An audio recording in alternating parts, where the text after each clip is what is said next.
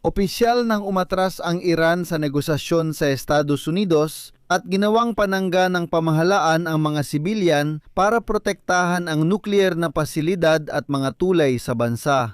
Sa mga oras na ito, nagpapahiwatig ang mga opisyal ng Amerika ng posibilidad ng nuclear na labanan dahil wala nang atrasan si Trump, lalo na matapos ang pahayag na ngayong gabi ay tuluyang wawasakin ang sibilisasyon ng Iran. Dahil dito, pinag-aaralan ng Pentagon ang matitinding opsyon hanggang sa posibilidad pa nga ng paggamit ng tactical na sandatang nuklear. O kaya naman ay pag-atake sa nuclear na pasilidad sa Iran na bago pa man ang pag-atake ay itinuturing ng posibleng krimen sa digmaan. Sa parehong panahon, sinabi ng presidente ng Iran na handang mamatay ang milyon-milyong Iranian para sa kanilang bansa ngayong gabi. Kaya dapat maging handa si Trump sa madugong digmaan kung tutuparin niya ang kanyang mga banta. Ako si Alex Pichi, pag-usapan natin ang paksang ito ng magkasama. Pero bago natin simulan ng episode na ito, hinihiling ko sa inyo na mag-subscribe sa channel, i-like ang episode na ito, at mag-iwan ng kahit anong komento sa ilalim ng video na ito. Mahalaga ito sa pag-promote ng content sa YouTube at lubos akong magpapasalamat sa inyo. Mag-subscribe din kayo sa Telegram channel kong Pichi News. Nasa description ng video ang link. Opisyal nang tapos ang negosasyon sa pagitan ng Estados Unidos at Iran, kaya nagbanta si Pangulong Trump ng pagwasap. Wawasakin ang sibilisasyon ng Iran kung hindi sumunod ang rehimen sa deadline na alas 8 ng gabi Eastern Time. Sa Kiev, magiging alas 3 na madaling araw sa ika-8 ng Abril.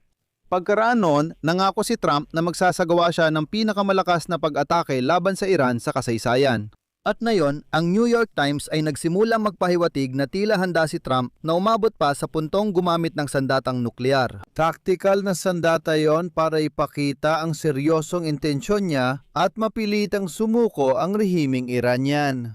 Ang bagong banta ni Trump na naging pinakanakakatakot sa serye ng mga pampublikong babala sa Iran ay malinaw na bahagi ng pagtatangkang kumbinsihin ang Tehran na masyadong malaki ang panganib kung tatanggihan nila ang agarang paglagda ng kasunduan. Lalo na sa mga huling oras bago matapos ang ultimatum na yon, sinubukan pa rin ng mga tagapamagitan sa pagitan ng Estados Unidos at Iran na paglapitin ang magkabilang panig para sa isang dialogo. At ang Iran ay naglatag pa nga ng sarili nitong 10 puntong planong pangkapayapaan, ngunit malinaw na hindi ito tinanggap ng Estados Unidos na Amerika. Sa huli, inakusahan ng Iran si Donald Trump sa pagpaplano ng mga krimen sa digmaan. Ang rehimen ng Iran ay hindi nagpakita ng particular na pagiging flexible sa kanilang mga pampublikong pahayag tungkol sa kasunduan. Bagaman ayon sa ilang mga source, particular ng publikasyong Axios, iniulat na sa nakalipas na 48 oras ay may ilang progreso na naabot sa likod ng mga eksena at heto na. Inanunso ni J.D. Vance, pangalawang pangulo ng Estados Unidos na kasali sa diplomasya ng Iran, sa press conference sa Budapest na magpapatuloy ang matitinding negosasyon hanggang sa deadline ni Donald Trump o hanggang alas 8 ng gabi sa Eastern Time. Gayunpaman, lumabas na yan si Trump at naghayag at sinipi ko.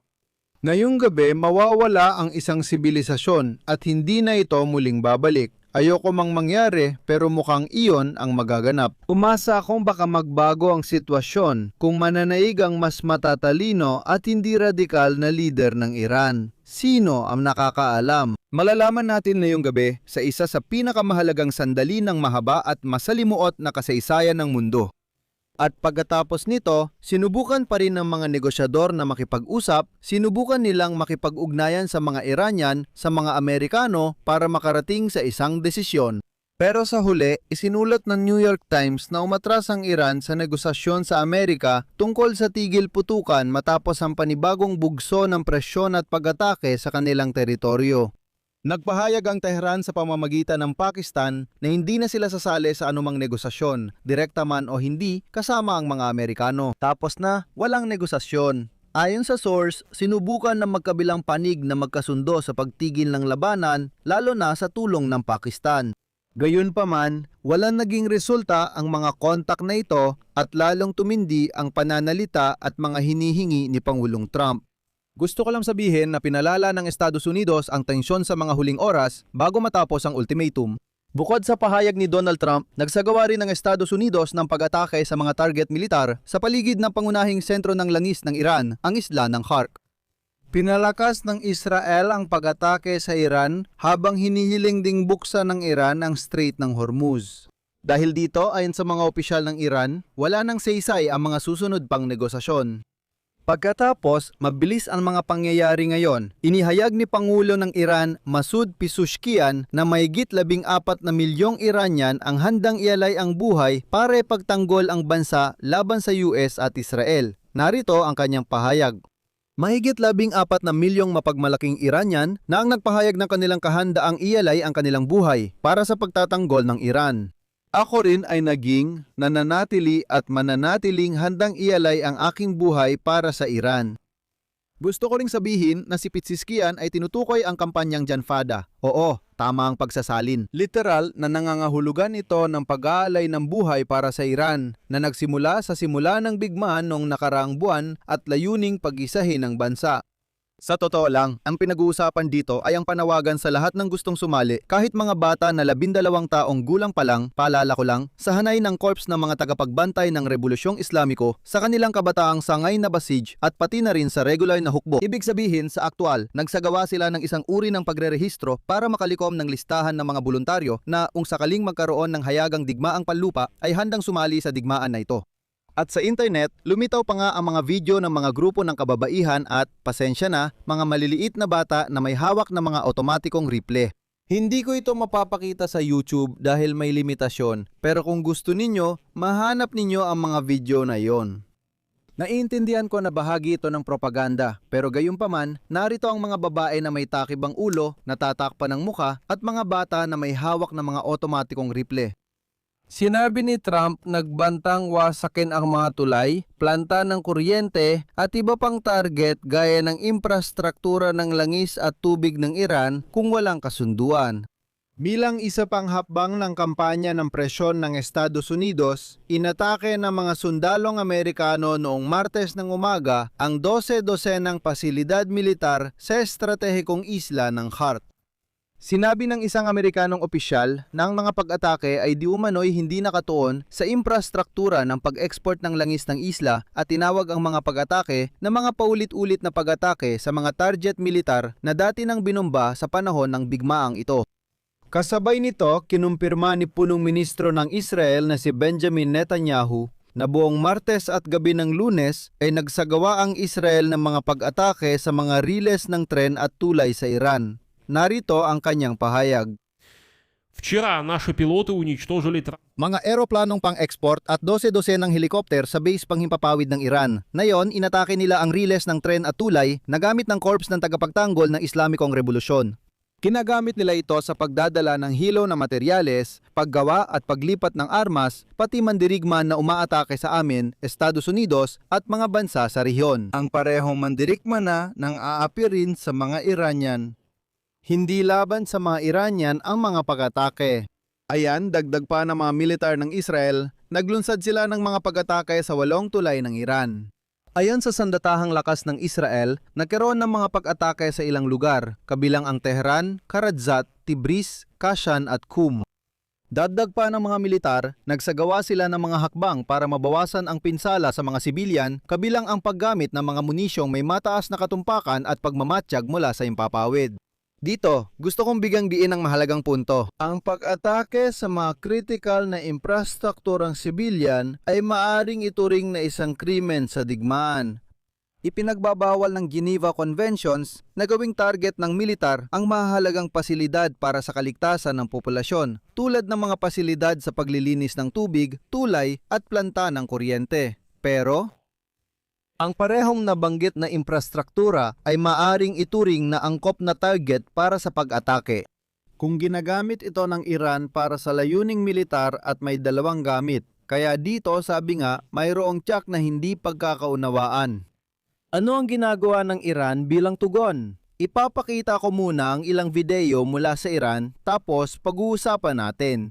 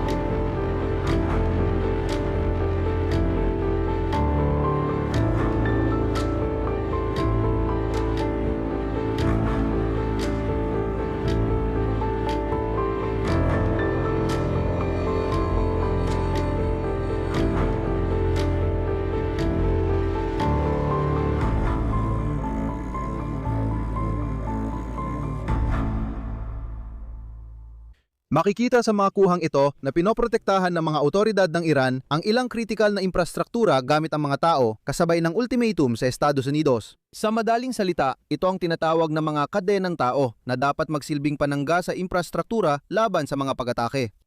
Naglabas ang ahensiyang Iranian na Mehr ng ulat tungkol sa kadenang tao sa isang planta ng kuryente sa Kermanshah. Sa larawan, makikita ang isang grupo ng mga Iranian na nagtipon sa paligid ng pasilidad at may hawak na mga placard na may mga inskripsyon at pambansang watawat ng Iran. Ipinakita rin ng Mehr News Agency ang kadenang tao sa planta ng kuryente sa Tabriz. Isa pang ulat ay tungkol sa tulay sa Ahvaz sa timog ng Iran. Nagpilang mga tao sa tulay, bumuo ng kadena at iniladlad ang mahabang watawat ng Iran. Dito ko gustong sabihin na ang rehimeng Iranian ay natutunan talaga ito mula sa mga Ruso. Dahil ang mga Ruso, paalala ko lang, noong 2014 nang sinakop nila ang Crimea ng Ukraine, nang sinakop nila ang mga teritoryo ng Ukraine sa Donbas, ginamit nila ang eksaktong parehong taktika. Ipinapaharap nila ang mga sibilyan at sa likod lamang nila sumusunod ang mga sundalong Ruso na noong una ay hindi inaamin ng mga Ruso na sila iyon, tinatawag silang mga Little Green Men.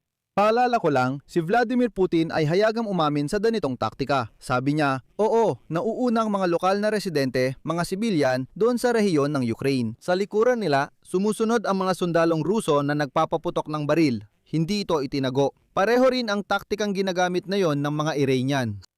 Ayon sa Mehr, tinawag na makabayang Iranian ang mga sumali sa human chain na parang kusang lumabas para ipangtanggol ang teritoryo. Pero sa parehong panahon, makikita sa mga aksyong ito na dinagawang panangga ng mga otoridad ng Iran ang presensya ng mga sibilyan para gawing mas mahirap ang pag-atake sa mga pasilidad ng enerhiya at iba pang infrastruktura. Pero paano nga ba atakehin ng mga Amerikano ang parehong tulay kung may malaking grupo ng mga sibilyan na nakatayo roon? Paano mo atakehin ang planta ng kuryente kung may inihanay na mga sibilyan sa loob at paligid nito? Patibong lang yan, tinatago lang ng rehimeng Iranian sa likod ng mga sibilyan. Pero dito, dinadagdag mo pa ang isang aspeto na totoo namang may ilang mga Iranian na sumusuporta talaga sa rehimen. Mukhang totoo sa aspetong teolohikal na handa silang magbuwis ng buhay hindi para sa Iran, kundi para sa rehimeng Iranian. Maglagay ako ng ellipsis dito. Mga kaibigan, mag-subscribe na kayo sa YouTube channel na ito kung hindi pa. Dahil mamayang gabi ay susubaybayan natin ang mga kaganapan at agad akong magla-live kapag may balita. Kaya mag-subscribe na. Dito ako maglalagay ng ellipsis. Isulat ninyo ang inyong opinion at mga konklusyon sa mga komento sa ilalim ng episode na ito, mag-subscribe sa channel, pindutin ang kampanilya at huwag kalimutang mag-like. Kung gusto ninyong suportahan ang trabaho ng YouTube channel na ito, maaari ninyo itong gawin sa pamamagitan ng kahit anong donasyon, pwede sa QR code na nakikita ninyo sa inyong mga screen. Ito ang pinakamadaling paraan para suportahan ang channel na ito, isang click lang at makakatulong na kayo. Sa video description, makikita ninyo ang iba't ibang platform tulad ng Patreon, PayPal, Buy Me a Coffee, Sponsor, YouTube, detalye ng bangko at crypto wallet. Pumili na lang kayo ng pinaka-komportableng paraan para sa inyo. Magpapasalamat ako sa kahit anong suporta ninyo. Hanggang dito na lang, ingatan ninyo ang inyong sarili. Paalam sa lahat.